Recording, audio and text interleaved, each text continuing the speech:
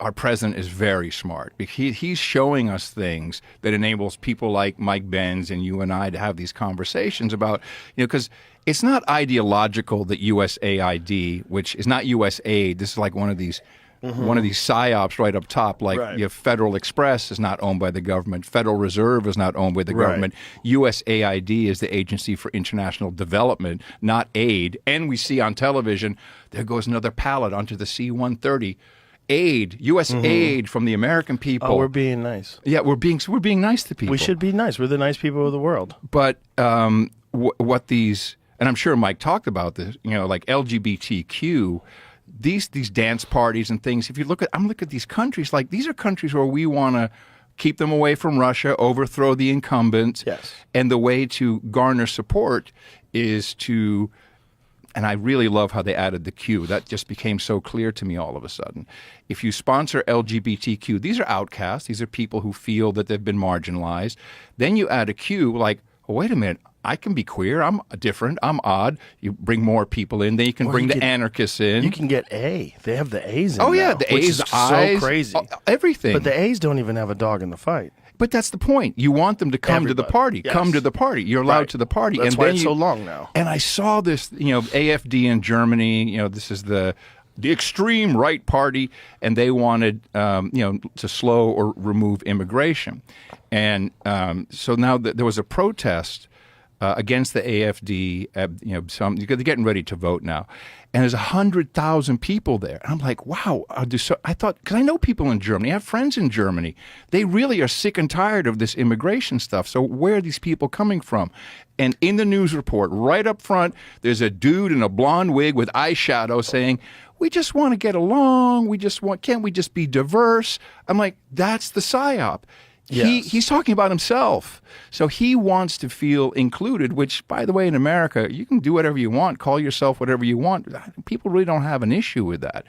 But they've just taken this and abused these people into their political agendas all over the world. And, of course, it sparked something here in the States. If you look, the Democrat Party, they're going to die on this hill. They're still like, oh, no, LGBTQ, they're taking away our rights, because they know they can mobilize people to do that. And then you can throw in Palestine and all kinds of people. Did you see the city group. council thing in Worcester, Massachusetts yesterday that's gone viral today? No, which one is Jamie, that? did you see it?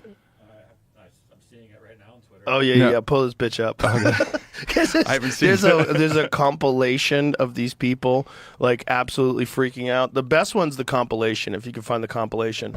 But it's all these LBGT people show up at this city council meeting to say there's like a trans genocide. It's one of those, dude. We're going to round up in concentration camps. Yeah, 5 minutes long. Yeah, just give me, start from the beginning. Can you wrap up, please? Yes, I can. If you say that you're afraid of Trump and that's why you don't want the city to be a safe space for trans people, you better prepare for trans people to make this a very unsafe space. Oh, brother. I'm shaking right now. I don't want to be here. Please. I'm sorry, am I taking too long pleading for my life? You remembered how many children I have and that 2 of them are trans. There it is. Yeah. I speak as both the B and the T in the LGBT. He's both. I'm multiply disabled. I have Ehlers-Danlos syndrome, which is a connective tissue disorder that causes me immense physical pain.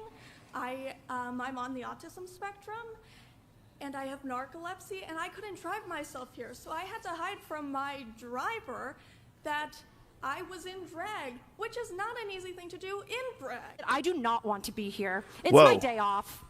I do not want to be in your DMs. I do not want to be in your email inboxes. I do not want my creativity writing diss tracks like Kendrick. I don't want to spend an hour applying glitter on my face so that you will hear and see me. What? I want you to listen to me. Let us remember that the No, that's enough. So it's like, you made me put glitter on my face, you piece of shit.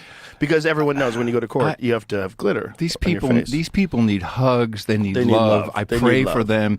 Yeah. The biggest way to psychologically manipulate people is, or there's three ways: old people, puppies, and children. And and I followed this. It started around 2012, not coincidental, when, you know about Smith-Mundt, the Smith-Mundt Act. So that's, there was a law that was put in since the Church Commission. You can't propagandize the American people. Defense Department and others went to the government and said, well, like, we're on the internet now. We might accidentally, push some propaganda on people. It started with bullying in schools. I know, because John Dvorak and I, we followed it on No Agenda. Started with bullying. Then it was, we needed anti-bullying laws. And we're literally going like, what happened to sticks and stones will break my bones, or punch the bully in his nose? No. Then the teachers, and then we got hate speech laws, not actually laws, but, hate speech punishments. And this kept building up until you guaranteed parents through the American Medical Association, the Pediatric Society, all of these different trade groups, that if you don't transition your child, that child will commit suicide. Right. And that is a horrible thing that they've done. Think about these parents who may or may not one day wake up and go, what have I done? What have I done? Well, someone was talking about this the other day, that this is the real problem, is that so many parents have committed to doing this to their children, and they cannot face the reality of what they've done, and so they're going to dig their heels in forever, and they're vote gonna Democrat. talk about gender affirming care. And, Yes. yeah. But the thing is, that's a small percentage of people in the general population. Thank God. And thank God. But they're overrepresented in the fact that they make it their whole life. And so they're very loud and very vocal, and then they become a political beach ball. I talk about beach balls. I heard you at a talk concert. about that with Bridget. That's what Yeah, it is. It's totally. the political beach balls at a concert. They chuck them up in the air, so we always have something to fight about. So we're not paying attention to like the USAID stuff, or a lot of the stuff that's like really important. And this is just a part of this tangled web of psyops that's been running our culture. I mean, I would say our government, but it's everything, right? Culture, yes. So it's the government has established its hooks in us and put fear and law and rules, and the more law and the more rules, the better, because the more likely you're going to break a few of them, and then you're going to shut the fuck up. Yeah. And they've got these fucking things everywhere, and it's just allowing them to run this mafia business. And there's a bunch of people that are reasonable, educated people that have Stockholm Syndrome. Yeah. Like they don't want to admit that even their people, their cherished heroes like Obama, was a part of this. Big and that part. All these people that you think of as progressive Democrats, they were all a part of it.